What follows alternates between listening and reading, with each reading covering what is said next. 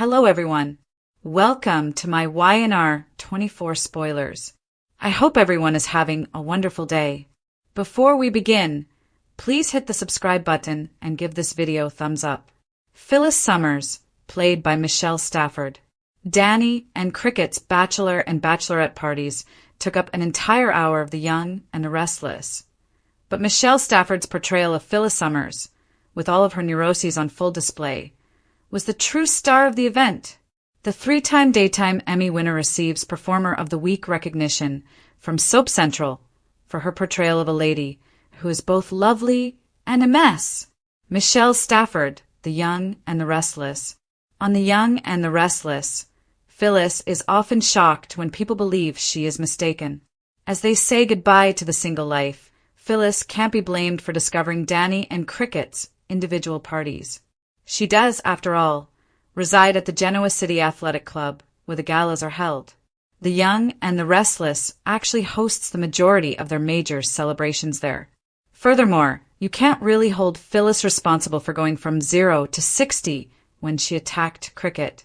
We wouldn't have it any other way. This is Phyllis. Stafford portrays Phyllis as an unapologetic woman who challenges her enemies to confront her about her mischievous behavior.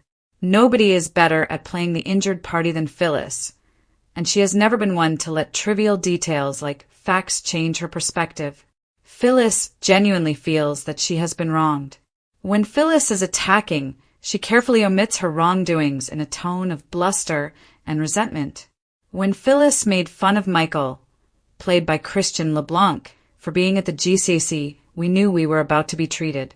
Imagine what she would do to Cricket if she was going to be mean to a buddy. Phyllis sulked at Michael, saying, "I've made peace with this gross excuse for a marriage that Danny and the bug are so excited about." The lawyer pointed out that her word choice suggested differently. The actress excels when the writers give her lines like, "I happened to see this, I guess, bachelorette party. I mean, seriously, this is sad. He's a rock star. There aren't even strippers," Phyllis joked, adding that Cricket was beige. Stafford has always appreciated Phyllis's witty personality.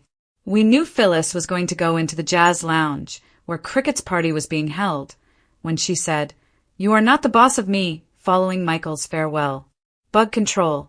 When Phyllis was pushed away from him on The Young and the Restless, her expression betrayed her denial to Danny that she had placed an octopus in Paul and Christine's bed during their honeymoon. When Lauren tried to offer Phyllis a drink of champagne, she was rebuffed, but it didn't stop Phyllis from teasing her opponent. Phyllis made fun of Cricket's party dress by saying, "White? Really?" implying that the bride shouldn't wear that hue to the wedding. When Lauren branded Phyllis a heat-seeking bitch when it comes to Christine, Stafford portrayed Phyllis as being very offended, yet she didn't budge an inch.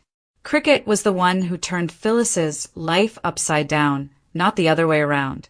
By responding to Christine's use of the word crazy to characterize Phyllis's life decisions, Stafford escalated the stakes about Phyllis's neurotic state of mind. Following a blackout, guests thought Phyllis was responsible for the lights going out. Phyllis broke down when Danny asked her whether she was to blame for the power outage.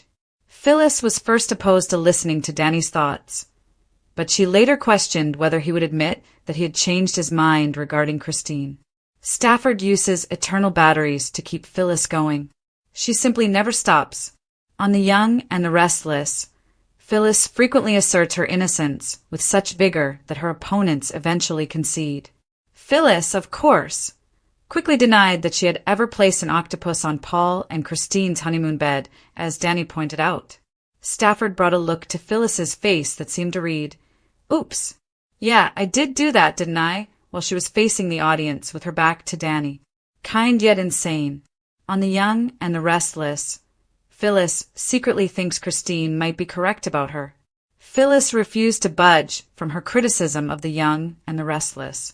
Phyllis's facade only broke when Danny greeted her with empathy and patience.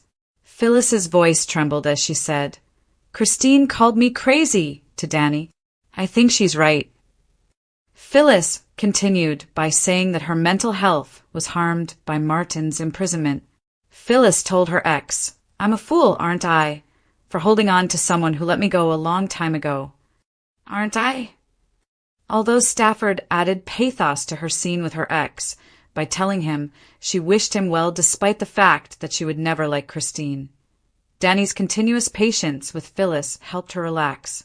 In private, Phyllis told herself, "You're going to be okay," while she struggled to breathe.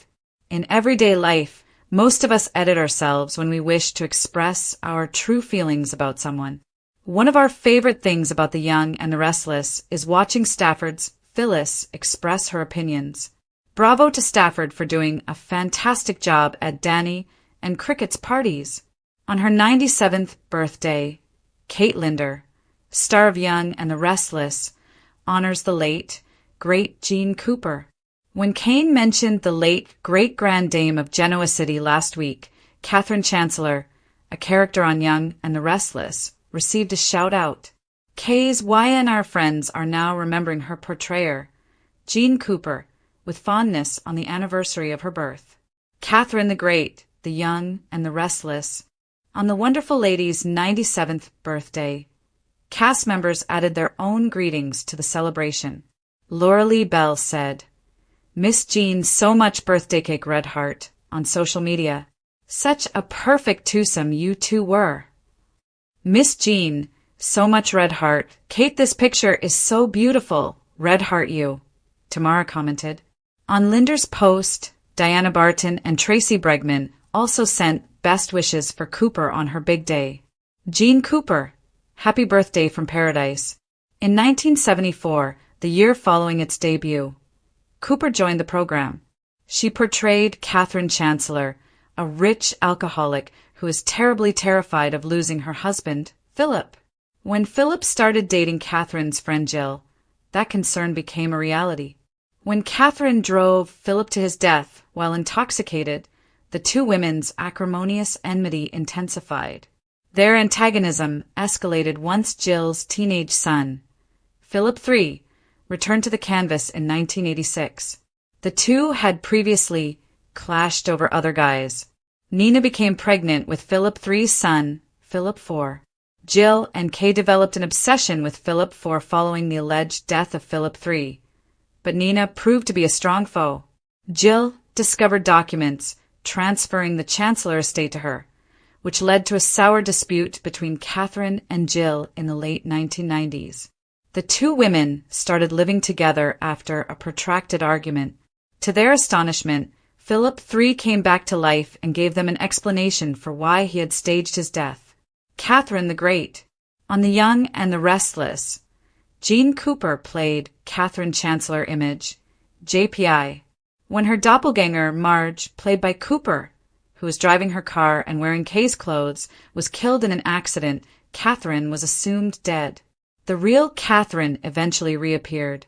When Kay ascended the mansion steps to spend the night there, Cooper's final scene took place in 2013. "Good night," was all she muttered as she turned to face Jill. On her 97th birthday, Soap Central honors Jean Cooper and her contributions to The Young and the Restless. Michelle Stafford as Phyllis Summers, an analysis of charisma, complexity, and chaos. Phyllis Summers is one of the few television characters in the current soap opera landscape who has been able to successfully combine vibrancy, vulnerability, and instability. Michelle Stafford's portrayal of Phyllis, a woman whose self-destructive inclinations combine with her sharp intelligence and cutting humor, is both a storm and the calm that follows it. She is brilliantly precise and possesses a blazing passion. Stafford gave what can only be called a masterclass in daytime performance in the most recent episode of The Young and the Restless, which focused on Danny and Cricket's bachelor and bachelorette parties. The unquestionable attraction of Stafford's Phyllis turned the episode into a display of emotional struggle, psychological subtlety, and unforgettable drama, even if the night celebrations were intended to honor two other characters. Through four main lenses, her psychological complexity, acting style, interpersonal relationships, and cultural relevance within the legacy of The Young and the Restless. This essay examines Michelle Stafford's portrayal of Phyllis Summers. Because of Stafford's portrayal, Phyllis has evolved from a simple enemy to an iconic figure whose inconsistencies and admissions reflect the complex realities of human emotion. 1. The emotional terrain of Phyllis, the anatomy of a mess. Phyllis Summers has always been a lady on the edge, a character who balances between dominance and disintegration. Stafford lets us see all of the cracks in Phyllis's meticulously built armor in this episode. Her unexpected attendance to Danny and Cricket's parties is a sign of severe mental instability rather than just a social faux pas. Stafford adds psychological reality to every motion and line as the viewer observes Phyllis vacillate between confidence and sorrow. Phyllis is positioned in the text as both a victim and an intruder. The audience is reminded that this is Phyllis's territory when she bursts into the Genoa City Athletic Club, both her home and her battleground. It's symbolic ownership of her mess, not simply geography. In The Young and the Restless, the GCAC has long served as a center for social spectacle, and Phyllis's presence there transforms a typical soap opera event into an existential meeting. Stafford embraces the idea that she is a woman who makes no apologies, as the episode reminds us, with the assurance of an actor who is well aware of how far to push the envelope. The portrayal of Phyllis's neuroses is not one-note hysteria. Stafford gives them a symphonic quality, with irony, nervousness, and intelligence piled over each emotional beat. When Phyllis snaps at Cricket, calling her beige, it's a harsh moment of humor that betrays grief and jealousy underneath. Stafford's talent is her ability to transform a single line into a psychological epiphany. Her Phyllis laughs to keep from crying, attacks to prevent being abandoned, and makes fun of others to defend herself. 2. Playing the wounded heroine, the art of denial. The capacity to rewrite her own story is one of Phyllis Summers's most distinctive qualities. In her universe, denial is an art form rather than merely a coping strategy. Stafford masterfully conveys this with nuanced posture and tone adjustments. Stafford delivers the phrase with just enough resentment to reveal the reality behind it when Phyllis asserts that she has made peace with this gross excuse for a marriage. Her voice quivers with repressed desire, and her eyes flicker with contempt. Although the denial is evident, it is so incredibly human that the viewer is compelled to empathize with her fantasy. Both Phyllis's strength and weakness stem from her self-perception as the wronged party.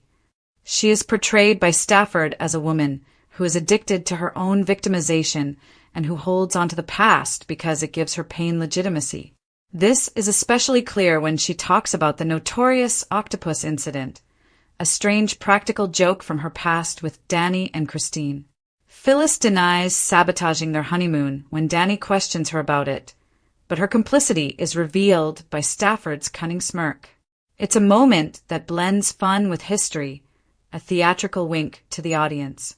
Stafford's portrayal of characters that vacillate between theater and truth, sincerity and farce, is reminiscent of the finest traditions of tragicomic acting.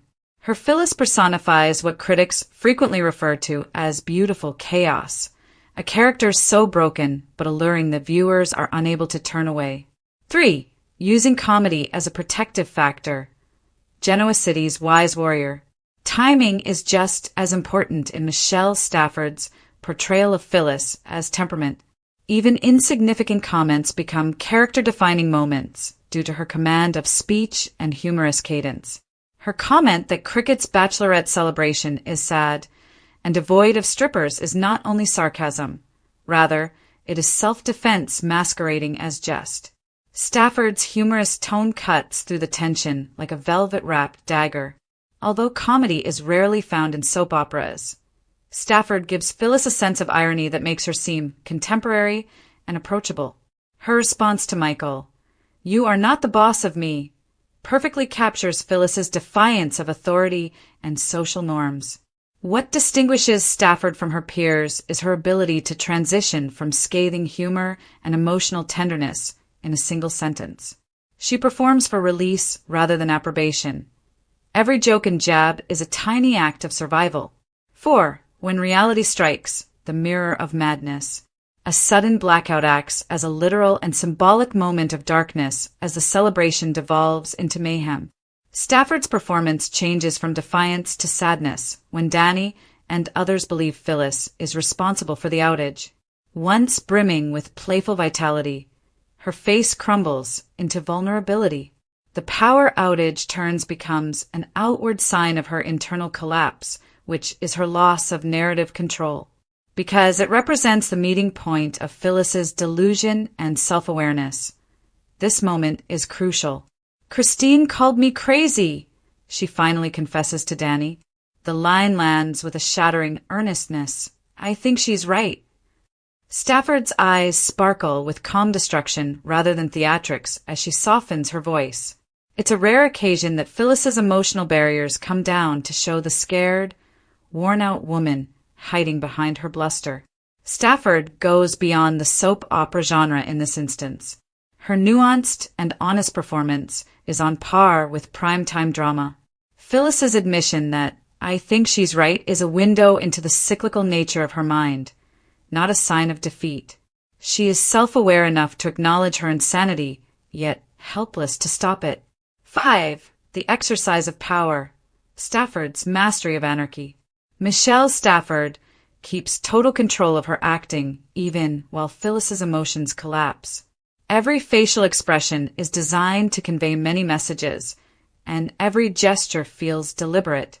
Her body language conveys both fragility and violence, with her chin cocked defiantly and her shoulders set.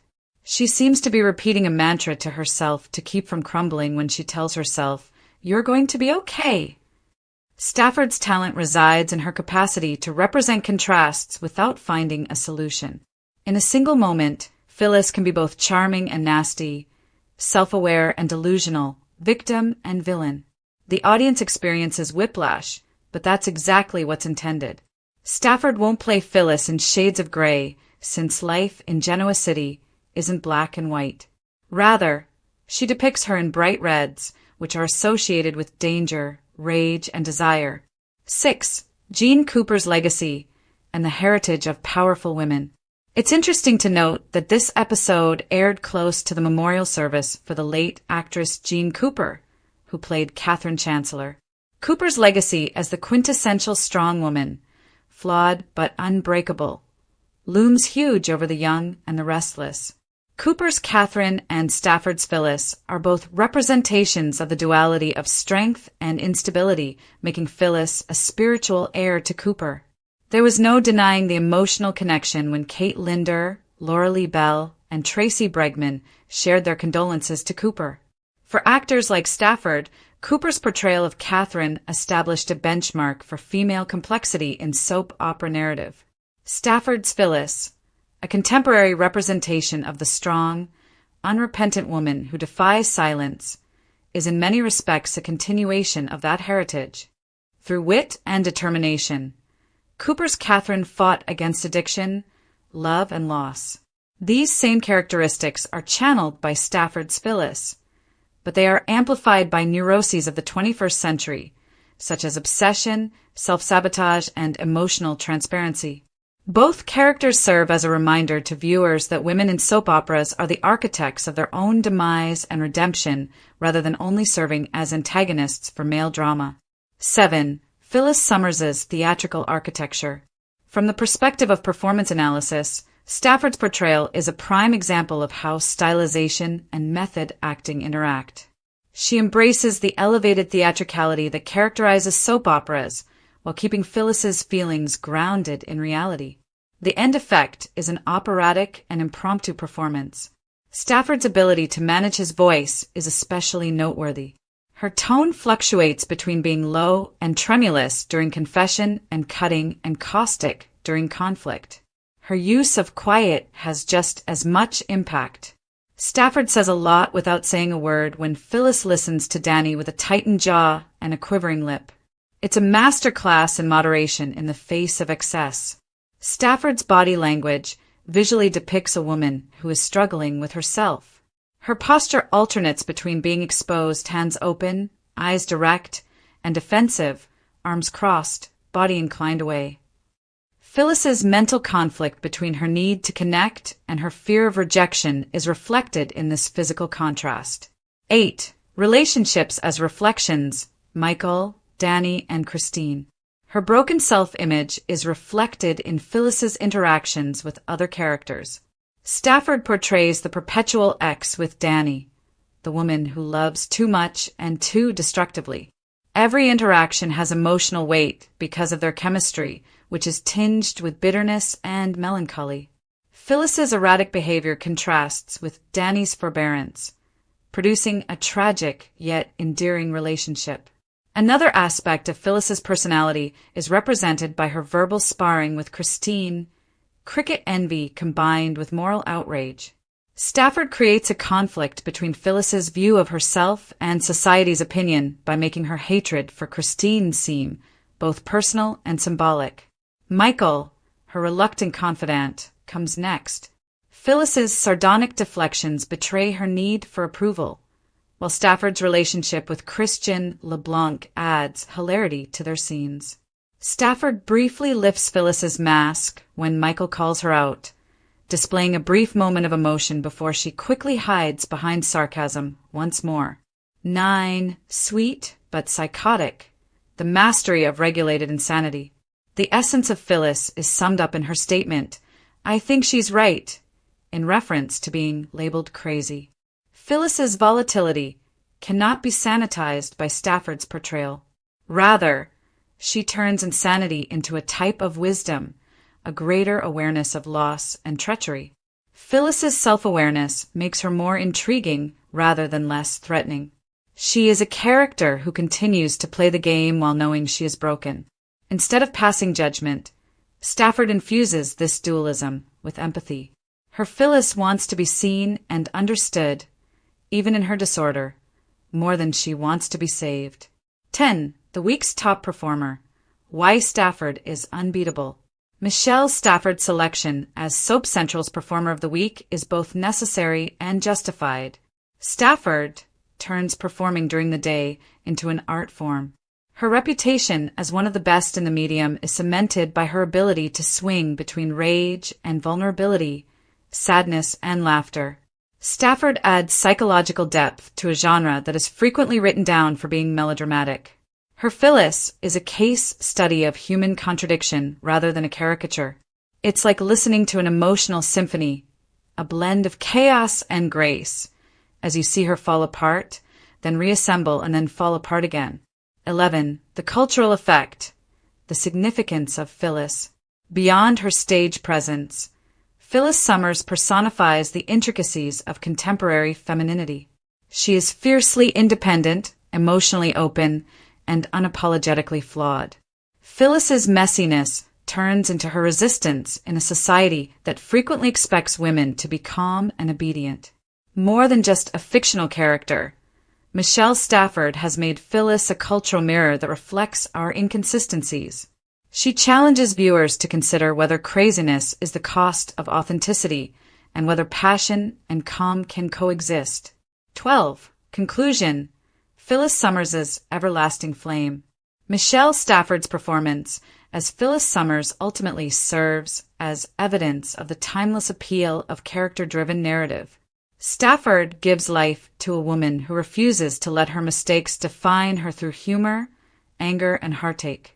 Amid champagne and laughing at the GCC, Phyllis serves as a reminder that the human heart is both fierce and delicate.